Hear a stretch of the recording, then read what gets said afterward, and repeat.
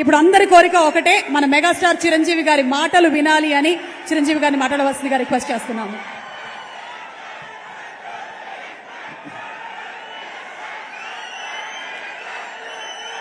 అందరికీ నమస్కారం. చాలా ఉత్సాహభరితంగా కేరింతలతోటి ఇక్కడ విచ్చేసినటువంటి కళాభిమానులకు, మా అభిమానులకు, హనుమాన్ అభిమానులకు ప్రతి ఒక్కరికి నా హృదయపూర్వక నమస్కారాలు. ముఖ్యంగా ఈనాటి ఈ హనుమాన్ ప్రీ రిలీజ్ ఫంక్షన్ రావడానికి దోహదపడినవి 4 కారణాలు. ఒకటి, ప్రత్యేకించి చెప్పనక్కర్లేదు, నా ఆరాధ్య దైవం.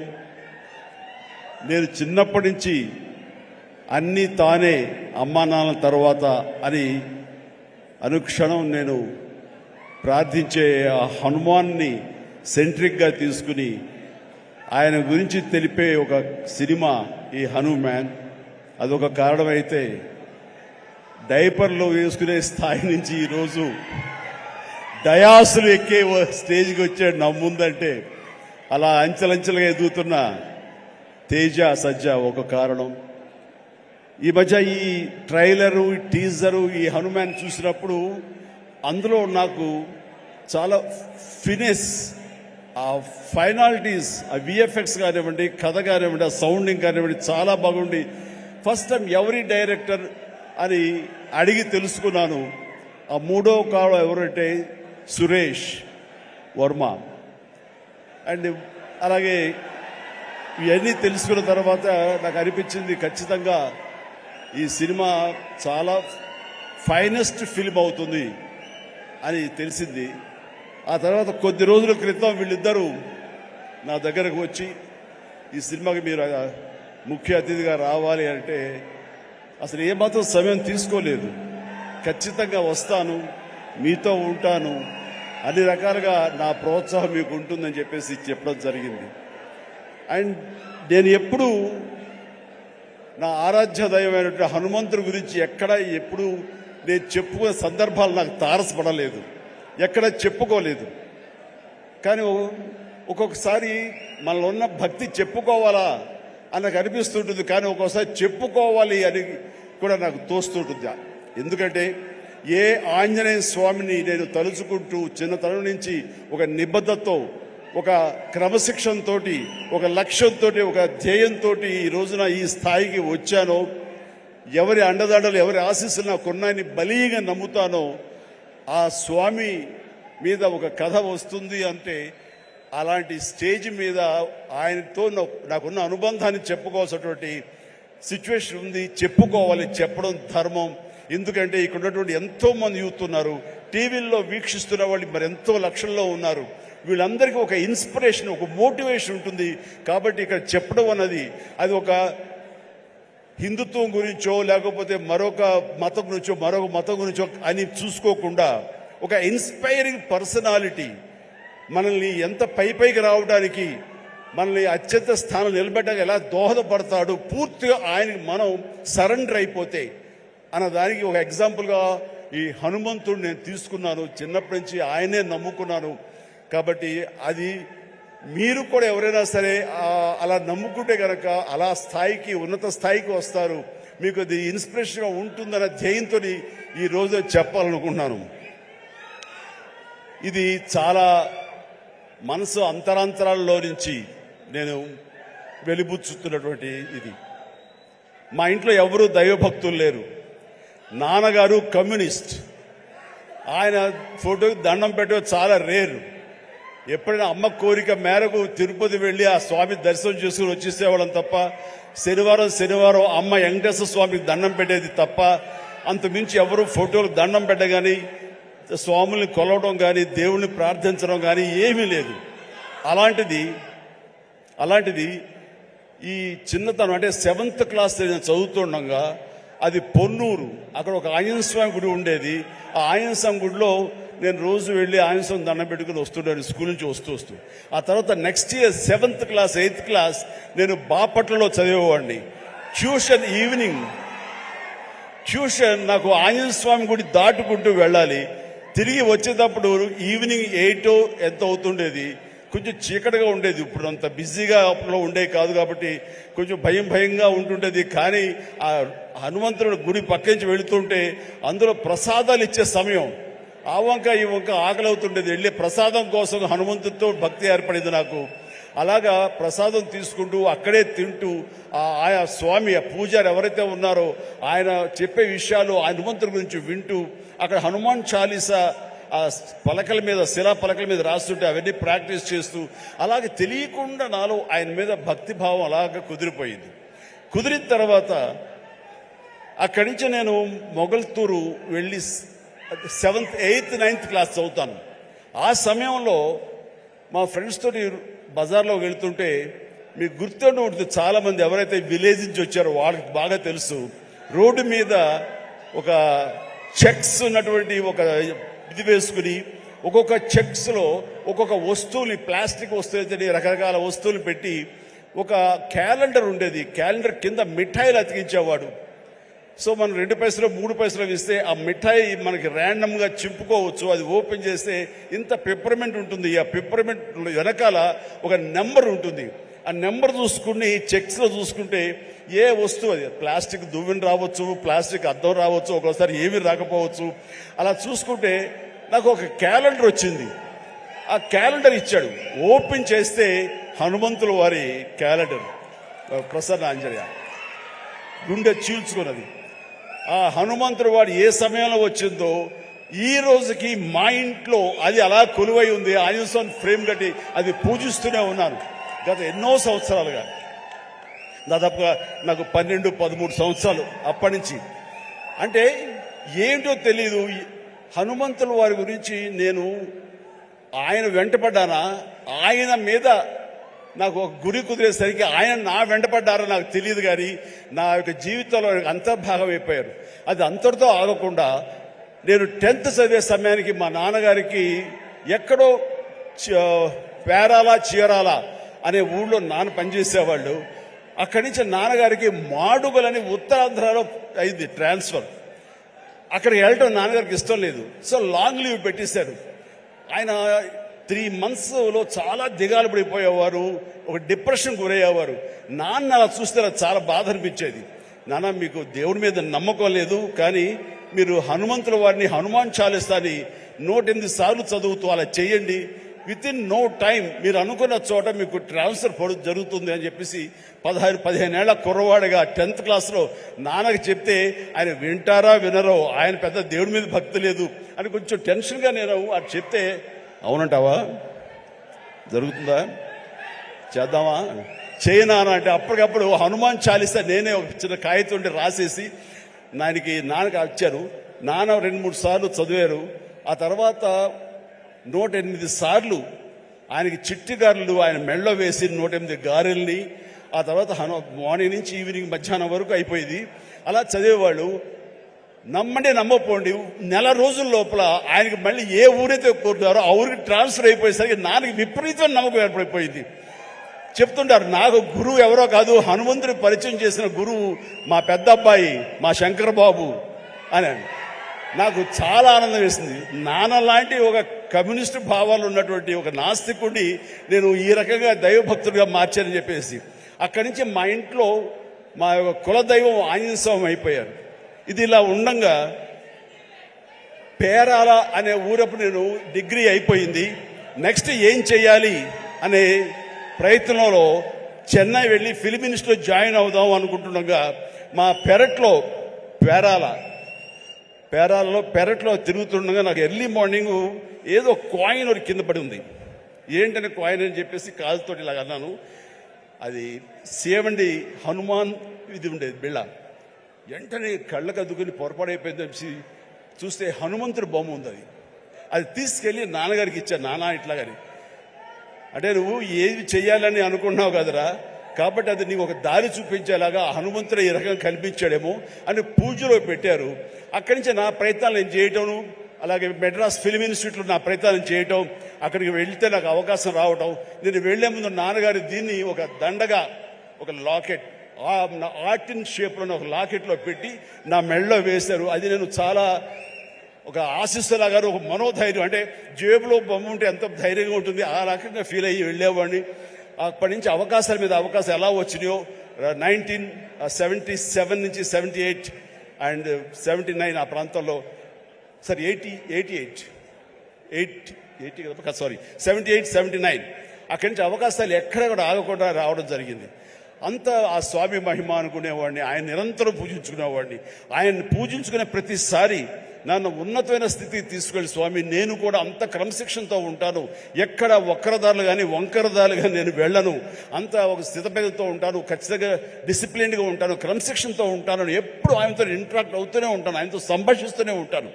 అలాంటి నేను అది పెట్టుకున్నప్పుడు చాలా సినిమాలు చేశాను. నాకు తెలిసి 1980లో ఒక సినిమా తాతయ్య ప్రేమలేలు, దానికి డబ్బింగ్ చెప్తుండగా ఒక ఏవిఎం జీలో కూర్చున్నాను. ఆ తర్వాత డబ్బింగ్ చెప్పారు. ఇంటికి వెళ్ళేసరికి లోపల బిళ్ళ కనపడలేదు, ఆ పై చుట్టూ ఫ్రేమ్ మాత్రమే ఉంది. ఎంత డిప్రెస్ అయిపోయానంటే, ఏంటి నేను ఏం తప్పు చేశాను, ఎందుకు స్వామి నా నుంచి దూరం అయిపోయాడు, ఇది నాకు ఏమైనా మంచిది కాదా, అపశకునం అంటూ అసలు భోంచేయలేదు, ఏమీ చేయలేదు, తల్లడిల్లిపోయా. ఆ తర్వాత 2 days తర్వాత మళ్ళీ అదే థియేటర్కి డబ్బింగ్ చెప్పడానికి వెళ్ళినప్పుడు ఎక్కడితే కూర్చొని అక్కడే కూర్చున్నాను. అలాగే కూర్చుంటూ స్వామి దొరికితే బాగున్నట్టు కరెక్ట్గా రండి ఆ తివాచి ఉంది కింద, అక్కడ ఇరుక్కుపోయి మళ్ళీ స్వామి కనిపించేసరికి ఎంత ఎనలేని ఆనందం, ఎంత ఇదంటే నాకు ఇండస్ట్రీలో తిరుగులేదు, స్వామి నన్ను పరీక్ష పెడుతున్నాడు అంతేగాని ఇంకోటి కాదు అంటూ, స్వామి నేను ఎప్పుడు వదలను అంటూ ఆయన పెట్టాను. మా నాన్నగారికి చెబితే ఆయన అరే చుట్టూ కొంచెం క్లాంప్స్ లాంటివి పెడదాము, సోదరు అసలు కదలదు, ఆ స్వామిని కాంక్రీట్ చేసుకుని నీలో ఉంచేసుకుంటూ అవుతుందని చెప్పేసి నాన్న దాన్ని మళ్ళీ రీడిజైన్ చేసి వేశారు. మీరు అప్పటి నుంచి సినిమాలు చూస్తే నా ఓల్డ్ సినిమాలు ఆ లాకెట్ ఎప్పుడు నా మెడలో ఉంటుంది. నేను ఒక భేద క్యారెక్టర్ వేసినా సరే అది మెడలో ఉండకూడదంటే తీసి నడుము దగ్గర ఎక్కడో పెట్టేవాడు తప్ప ఆయన నాకు దూరం అయిపోకూడదు, బిగించి హోల్డ్ చేసి ఆ హనుమాన్ నేను ఇక్కడ పెట్టినవాడిని. ఆ తర్వాత 2000 ఇయర్లో నేను అన్నయ్య సినిమా చేస్తుండగా, అన్నయ్య సినిమాలో 2 క్యారెక్టర్లు, ఆట కావాలా పాట కావాలా, అది సిమ్రంతో చేసే ముందు ఒక చెట్టుకు నేను పట్టుకుని వేలాడుతుంటాను. నా ఆత్మారాముడు నన్ను లాగి నెట్టి ఆ అమ్మాయి వైపు నెడతాడు.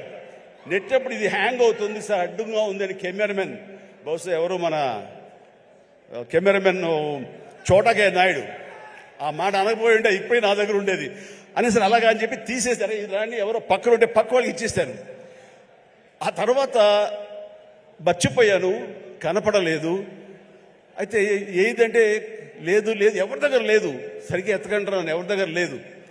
పోలే స్మాల్ ఒక 2 సవర్ల బంగారం అనిపించింది. ఏంటి తేడా, 80లోనేమో తల్లడిల్లిపోయాను, స్వామి నుంచి దూరం అయిపోయారని. అదే 2000 వచ్చేసరికి ఇట్స్ ఓకే, 2 సవర్ల బంగారం అనుకున్నాను. ఏమిటి అంటే నాకు ఈలోగొచ్చిన పరిణితి కానీ మనలో మెచ్యూరిటీ కానీ, భగవంతుడు అనేవాడు బాహ్యంగా ఉండడు, భగవంతుడు అనేవాడు మనలో అంతర్లీనం అయిపోతాడు, మనలో మమైకం అయిపోతాడు, మన అంతర్భాగం అవుతుంది.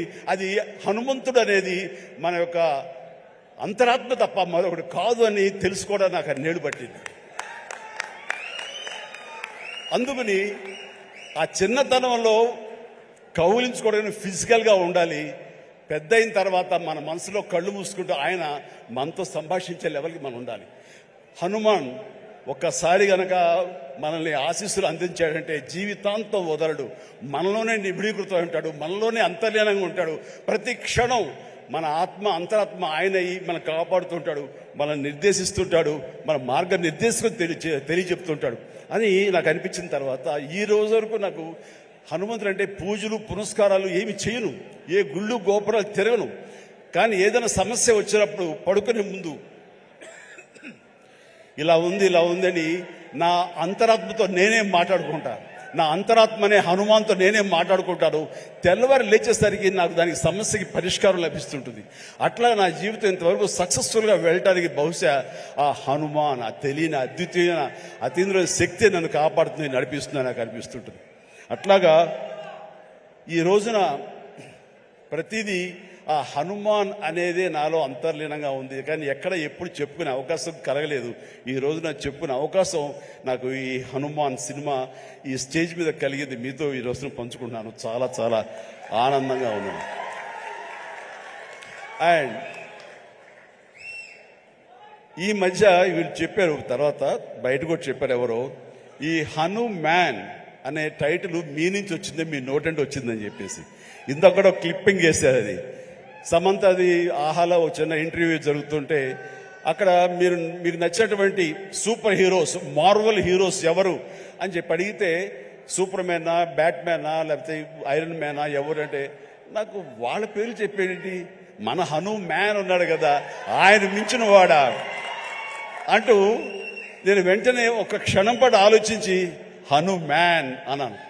అంది హనుమాన్, మా హనుమానే నాకు హనుమాన్ అని అనేసరికి చాలా చాలా మంచి అప్రిసియేషన్ వచ్చింది. చాలా బాగుంది అనిపించింది. నా మనసులో మాట అది.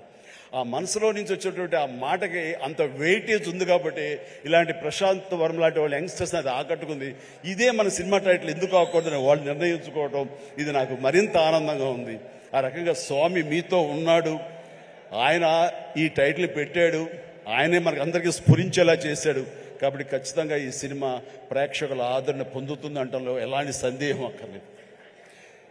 ఇది ఎంత కష్టపడ్డారంటానికి దీనికి ద బెస్ట్ ఫిల్మ్గా రాబట్టడం కోసంగా ఫస్ట్ గ్లిమ్స్ నుంచి కూడాను వావ్ ఏంటి సినిమాని, దాని సినిమా వైపు అందరూ ఆకర్షితులు అయ్యేలాగా చేయగలిగాడంటే కనుక ఆ పరిధానంలో ఆ అత్యంతం ప్రశాంత్ వర్మ తీసుకున్న శ్రద్ధాశక్తులే. కాబట్టి ప్రశాంత్ వర్మ మీ యొక్క కష్టం, మీ యొక్క ఇది ఆలోచనలు, అలాగే మన హీరో తేజ యొక్క కష్టం, అతని శ్రద్ధాశక్తులు ఇది వృధా కావు. ఎందుకంటే ఈ సీజన్ అనేది అంత మంచి సీజన్. ఎన్ని సినిమాలు వచ్చినా సరే ఖచ్చితంగా ప్రేక్షకులు ఆ బాగుంది, మన కంటెంట్లో మన సత్తా ఉంది, మనకు ఆ దైవ ఆశీస్సులు ఉన్నాయంటే కనుక ఖచ్చితంగా ఆదరిస్తారు, హక్కును చేర్చుకుంటారు, పెద్ద విజయాన్ని మీకు అందేలా చేస్తారు. కాబట్టి ఎలాంటి డౌట్ అక్కర్లేదు. అయితే ఇది పరీక్షాకాలం అనుకోవచ్చు, కొన్ని థియేటర్లు అనుకునే విధంగా మనకి లభించకపోవచ్చు. It's okay.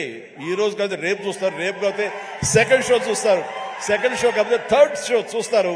బట్ కంటెంట్ బాగుంటే ఎన్నో రోజులు చూసినా, ఎన్నో షో చూసినా సరే దీనికి మార్కులు పడతాయి. ఈ రోజున ఇందాక చిన్నవాడ సరే చాలా పెద్ద మనసుతో అన్నాడు, అన్ని సినిమాలు వెంకటేష్ సినిమా, నాగార్జున సినిమా, అలాగే మన మహేష్ బాబు సినిమాలు, అన్ని సినిమాలు ఆడుతాయి. ఈ సినిమాలు అన్నీ ఆడాలి, పరిశ్రమ పచ్చగా ఉండాలి. వాటితో పాటు మా ఈ సినిమా హనుమాన్ కూడా ఆడాలని నేను ఎంతో మనస్ఫూర్తిగా నేను కోరుకుంటాను, జరుగుతుంది. అండ్ ఇదే ఒకసారి నేను దిల్ రాజుతో అన్నాను, దిల్ రాజు ఏంటి మన 2016-17లో మా 150 సినిమాను బాలకృష్ణ గారి సినిమా ఇంకోటి రిలీజ్ అయినప్పుడు ఏంటి మళ్ళీ ఈ సినిమా రిలీజ్ చేస్తాం, కొంచెం డిలే చేయొచ్చు కదా అని అంటే, సార్ అలా కాదు సార్, మా కంటెంట్ బాగుంటుంది, శతమానం భవతి అని, మీ పెద్ద సినిమాలు మధ్యలో ఈ సినిమా ఆడకుండా పోదు సార్, ఏం పర్వాలేదు అన్నాడు. ఓకే, అంత ధైర్యంగా ఉంటే వెల్ అండ్ గుడ్ అన్నాను. ఆ సినిమా కూడా బాగా ఆడింది. కాబట్టి అదే దిల్ రాజు గారు అందరికీ మనకు చెప్పినట్టుగానే ఈ రోజున ఈ సినిమా కూడా బాగా ఆడుతుంది. సో ఎందుకంటే దిల్ రాజు గారు లాంటి ఎంతో సీనియరు, ఆయన ఎంతో ఎక్స్పీరియన్స్ ఉన్న మనిషి, ఏ సినిమా ఏ సీజన్లో ఎలాగ ఆడుతుంది, ఒక్కో సినిమాకి ఎంత పటిష్టత ఉంటుంది, ఏ సినిమాకి ఎంత లాంజివిటీ ఉంటుంది, ఏ సినిమా ఎలాగ ఆదరిస్తారు, ఏ సీజన్ అనేది బాగా తెలుసు. కాబట్టి ఈ సినిమా వస్తే కూడా ఈ సినిమాకు కూడా అంతటికి అంత ఆదరణ ఉంటుంది, అంత విజయం చవి చూస్తాడని మనస్ఫూర్తిగా కోరుకుంటూ, ఈ రోజున ఇతర క్యాస్ట్ గురించి చెప్పాలంటే అమృత అమ్మాయి హీరోయిన్గా ఉందన్నారు. గాడ్ బ్లెస్ యూ అమ్మా, ప్లీజ్ మీరందరూ రావాలి, యంగ్స్టర్స్ రావాలి. అలాగే నా స్నేహితుడు శరత్ కుమార్ కూతురు వరలక్ష్మి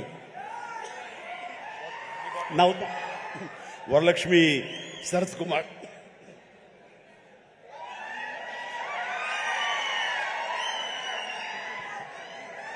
ఈ మధ్య కాలంలో అమ్మాయి సినిమాలు చూస్తూ వస్తాను.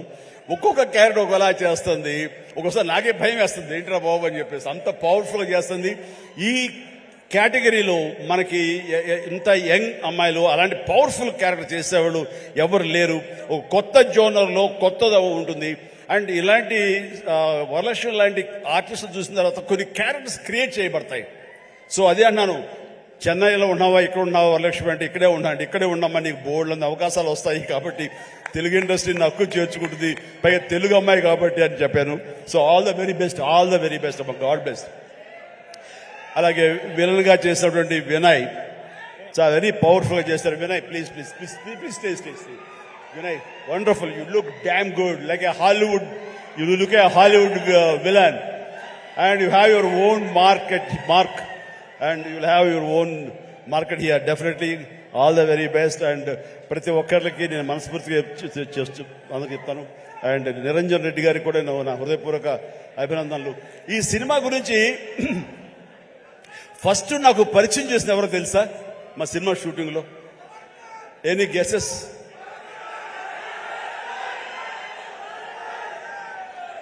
గెటప్ సీను. దగ్గర రాకు అండ్ గెటప్ సీను. సార్ ఒక సినిమా చేస్తున్నాను సార్ నేను, మీరు హనుమంతుల భక్తులే కాబట్టి మీతో షేర్ చేసుకోవాలని.